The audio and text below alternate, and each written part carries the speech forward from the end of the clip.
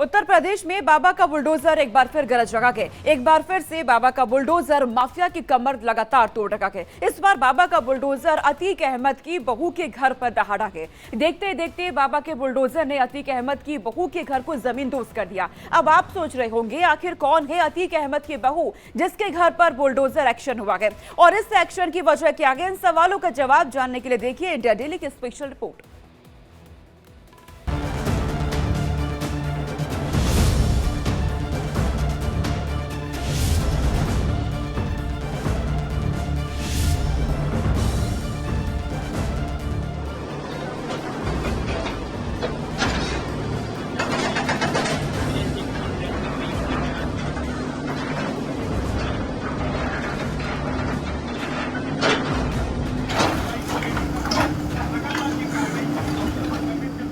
ये चोट माफिया की हुकूमत पर है।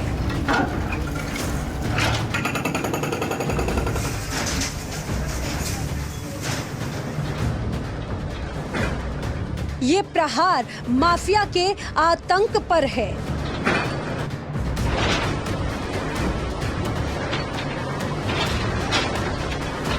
ये एक्शन माफिया के साम्राज्य पर है।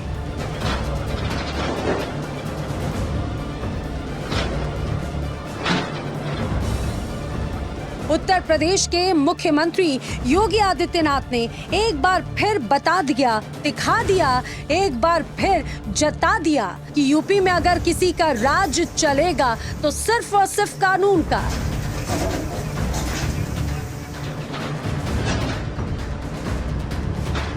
प्रयागराज में बाबा के इस बुलडोजर एक्शन ने एक बार फिर प्रमाण दे दिया यूपी में माफिया की क्या हैसियत है।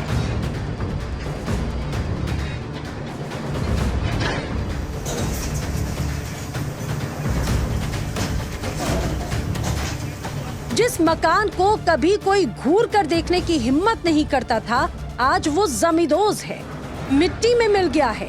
इसके साथ ही मिट्टी में मिल गया है माफिया अतीक का टेरर, उसकी दहशत, उसका आतंक। क्योंकि ये मकान किसी और का नहीं, अतीक अहमद के भाई अशरफ की पत्नी जैनब का है, जिसे अशरफ ने बड़ी शान और शौकत से बनवाया था। उमेश पाल हत्याकांड में अशरफ की पत्नी जैनब फरार चल रही है। पुलिस ने उस पर 25,000 का इनाम भी रखा है। जैनब तो अब तक पुलिस के हाथ नहीं लगी, लेकिन इस बीच उसका ये मकान जरूर ढहा दिया गया, जिसकी कीमत 5 करोड़ रुपए बताई जा रही है।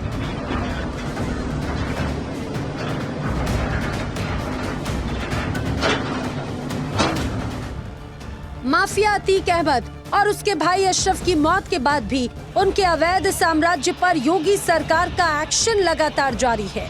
माफिया अतीक अहमद और अशरफ की कई बेनामी और अपराध से अर्जित संपत्तियों पर अब तक बुलडोजर एक्शन के साथ ही कुर्की की कार्रवाई भी हो चुकी है। और इसी कड़ी में अब अशरफ की पत्नी जैनब फातिमा के इस करोड़ों के आलीशान मकान पर बुलडोजर गरजा है।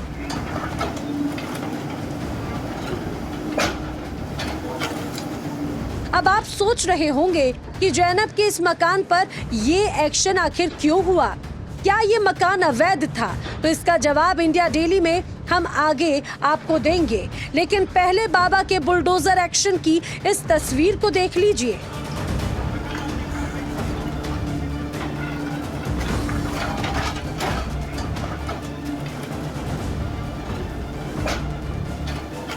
देखिए कैसे बुलडोजर ने देखते ही देखते इस आलीशान मकान को खंडर में तब्दील कर दिया।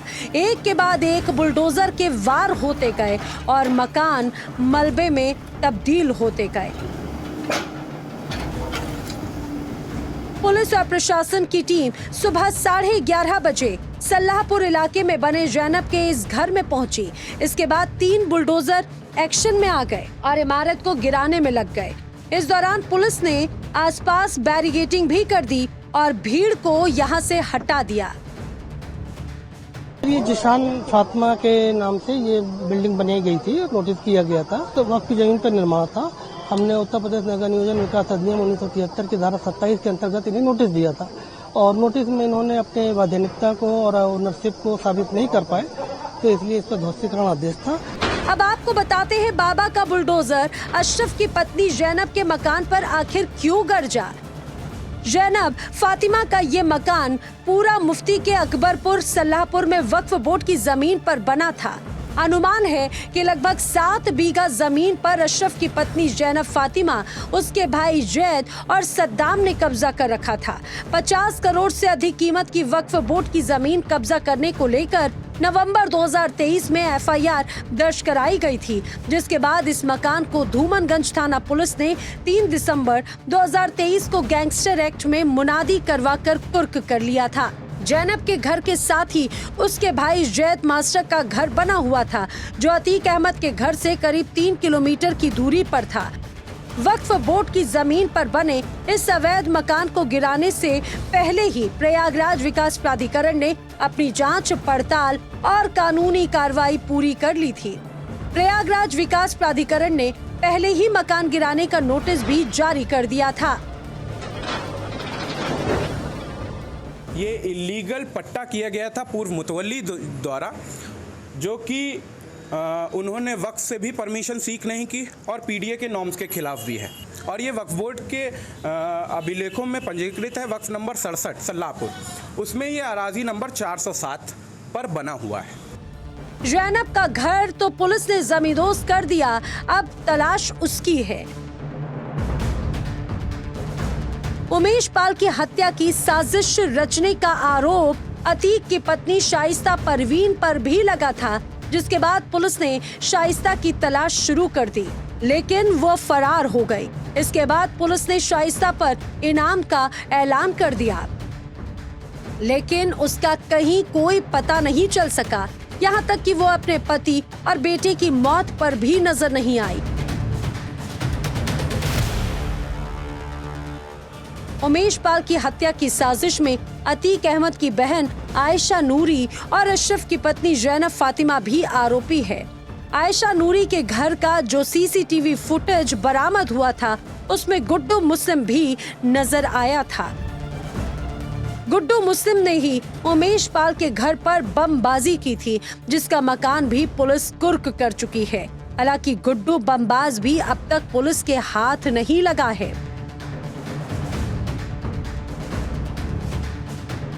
उमेश पाल की हत्या के आरोपियों की तलाश में पुलिस ने जैनब और आयशा से भी पूछताछ की थी, लेकिन बाद में पुलिस ने दोनों को छोड़ दिया था। इसके बाद दोनों ने मीडिया के सामने आकर अतीक अशरफ का बचाव किया था और उल्टा पुलिस की कार्रवाई पर सवाल उठाए थे।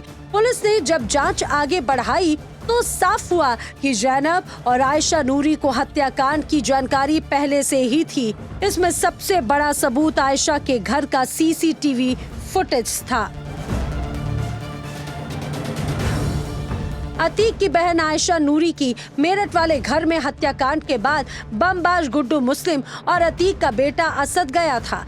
दोनों अतीक के बहनोई अखलाक से पैसे लेकर निकल गए थे। पुलिस अखलाक को पहले ही जेल भेज चुकी है। बाद में पुलिस ने एफआईआर में आयशा और जैनब का नाम भी शामिल करके इस हत्याकांड का आरोपी बनाया, लेकिन तब से दोनों महिलाएं फरार हैं। लेकिन जैनब के घर पर बुलडोजर एक्शन से साफ हो गया कि बाबा की पुलिस उसे छोड़ने वाली नहीं है। आज नहीं तो कल वो सलाखों के पीछे होगी और अपने जुर्म की सजा काटेगी। Bureau report, India daily.